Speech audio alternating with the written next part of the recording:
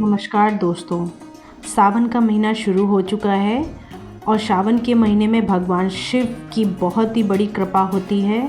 तो आज मैं आपको अपने इस चैनल पे भगवान शिव पे जो जल अभिषेक किया जाती है इसकी एक पौराणिक कथा बताऊंगी।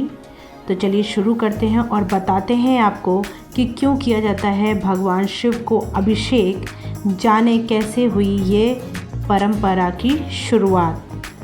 तो चलिए शुरू करते हैं और बताते हैं।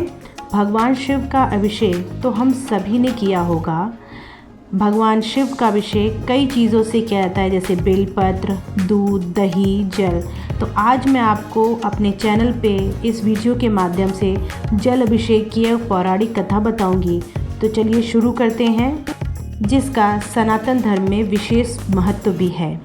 माना जाता है कि अभिषेक करने से भोलेनाथ बहुत जल्दी प्रसन्न हो जाते हैं और अपने भक्तों को मनचाहा वरदान प्रदान करते हैं।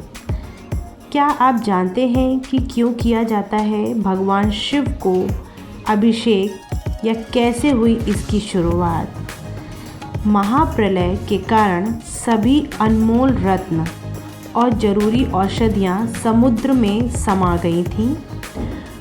तो श्री हरि विष्णु ने उन सभी वस्तुओं को पुनः प्राप्त करने के लिए देवताओं और दानवों को समुद्र मंथन करने का आदेश दिया।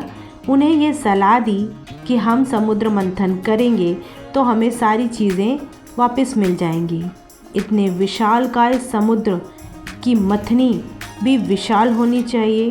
यह समुद्र मंथन बहुत विशाल होना था, इसलिए भगवान विष्णु के ही कहने पर मदरांचल पर्वत को मथनी बनाया गया और जो वासुकी नाव थे उनको रस्सी का रूप दिया गया और मदरांचल को संभालने का कार्य स्वयं श्री हरि ने कश्यप अवतार लेकर किया। समुद्र मंथन का आरंभ हुआ। तो जब समुद्र मंथन की शुरुआत हुई तो उसमें कई सारी चीज़ें निकली। तो जिसमें से सबसे पहला था कि सबसे पहले समुद्र मंथन से प्राप्त हुआ था विष, और यह कोई मामूली विष नहीं था। यह संसार का सबसे विषैला विष था, जिसका नाम था हलाहल। इस विष से निकलने वाली गंध से ही देव और दैत्य समेत संपूर्ण विश्व में हाहाकार मच गया था। कोई भी इसका उपाय नहीं निकाल पा रहा था कि क्या किया जाए।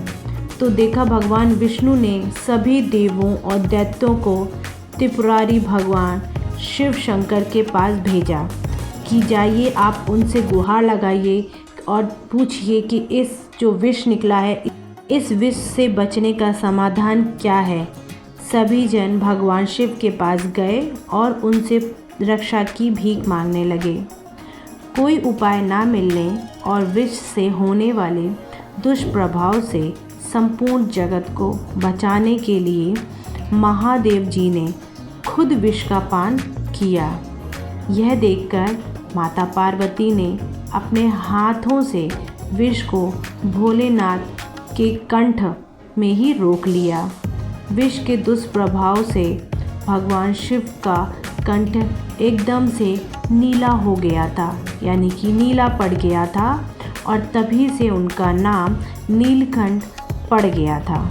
और तभी से हम सभी उन्हें नीलकंठ महादेव भी कहते हैं। विष के अत्यधिक विषैला होने के कारण उस विष ने भोलेनाथ के शरीर पे तापमान उनका इतना ज़्यादा बढ़ा दिया था कि वो बहुत ही ज़्यादा परेशान हो गए थे, विचलित हो रहे थे, जिससे उन्हें कष्ट होने लगा था। कैलाश जैसी ठंडे स्थान पर भी भोलेनाथ पसीने पसीने हो गए।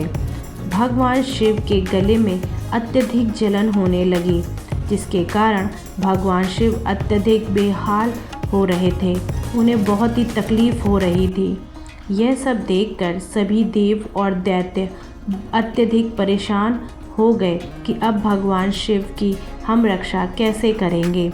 तब भगवान शिव की यह परेशानी को देखकर भगवान इंद्र ने खूब जोरदार वर्षा की, जिससे भगवान शिव के शरीर का तापमान थोड़ा कम हुआ। यह सब देखकर सभी देवता और दैत्य एक साथ मिलकर भगवान शिव के शरीर पर जल अभिषेक करने लगे, जिससे भगवान शिव के शरीर पे और कंठ में अत्यधिक लाभ हुआ। उनकी गले की जलन थोड़ी सी कम हो गई, जो विषैले विष के कारण हो रहा था।